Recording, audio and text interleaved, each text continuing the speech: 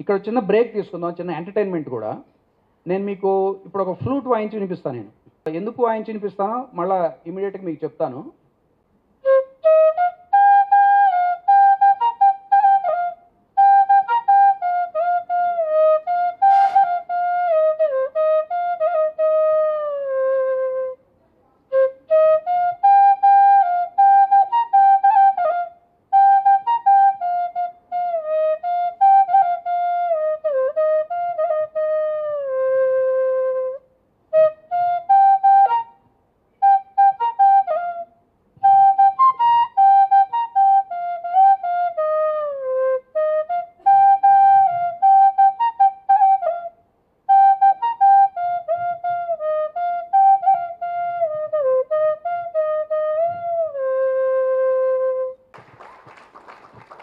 Okay, thank you.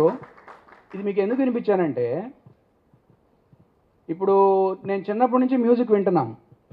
అంటే music నేను చాలా క్లోజ్గా గాఢంగా అబ్జర్వ్ చేస్తున్నాను అనమాట. ఎలా అయితే ఇందాక చెప్పుకున్న ఎగ్జాంపుల్లో అతను లండన్ వెళ్ళి చుట్టుపక్కల ఇంగ్లీష్ ఎట్లా అబ్జర్వ్ చేసి, జస్ట్ అబ్జర్వేషన్ అంతే, అట్లా నేర్చుకున్నాడో. ఎందుకంటే పదాలు కొన్నే ఉంటాయి, పదాలు కొన్ని వందలు వేలు ఉంటాయి, అవి కాలక్రమేణా మనకు వచ్చేస్తాయి. సంగీతంలో కూడా అంతే. సంగీతంలో కూడా మీలో కొంతమంది సంగీతం నేర్చుకున్న వాళ్ళకి తెలుస్తుంది. సంగీతంలో ఉన్నాయి సప్త స్వరాలు అంటారు, 7. ఇంకొంచెం సంగీతం ఎక్కువ నేర్చుకున్న వాళ్ళకి నిజానికి సప్త స్వరాలు కాదండి, ఇంకొక 5 ఉంటాయని చెప్తారు వాళ్ళు. 7 + 5 12. ఈ 12 స్వరాలు మీకు వచ్చేస్తే, ఈ 12 స్వరాలు అంటే ఏం లేదు, అవి ఫ్రీక్వెన్సీస్ కదా. ఏదో 88 హెడ్స్ అని ఉంటుంది ఒక స్వరం, ఇంకో స్వరం 95 అని ఉంటుంది, ఏదో ఇట్లా ఉంటుంది, ఒక స్కేల్ లాగా. స్కేల్లో 1 2 3 4 5 లాగా. ఒకసారి ఈ 12 స్వరాలు మీ మైండ్లో పడిపోతే, ప్రపంచంలో ఉన్న అన్ని మ్యూజిక్లో ఉన్న స్వరాలు ఇవే. ప్రపంచంలో ఉన్న ఇంగ్లీష్ మొత్తంలో ఉన్న ఆల్ఫాబెట్ 26 ఆ వేల పదాలే. ఒకసారి మీకు ఇది మైండ్లోకి వచ్చేసిందంటే, మీరు అద్భుతంగా ఏదైనా సరే దాన్ని పెర్ఫామ్ చేయగలరు. ఇప్పుడు నేను కొమ్మ ఉయ్యాల పాడినప్పుడు నేను మైండ్లో సరిగా పాపగా మా పాపధ అలా నేను అనుకోలేదు. నాకు అసలు అది 88 హెడ్జా, అది సానా, అది మానా అనే క్వశ్చనే లేదు. మీరు ఏ పాట ఇస్తే ఆ పాట నేను పాడగలను. అంటే అర్థం ఏంటి?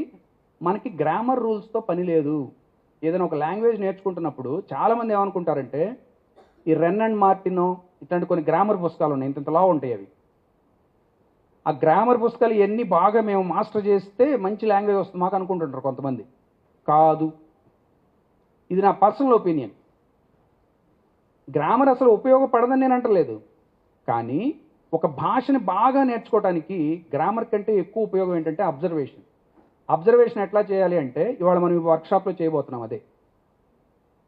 మంచి ఇంగ్లీష్ని, ఎఫెక్టివ్గా ఎక్స్ప్రెస్ చేయబడిన ఇంగ్లీష్ని మనం ఎక్కువ వినాలి, ఎక్కువ చదవాలి.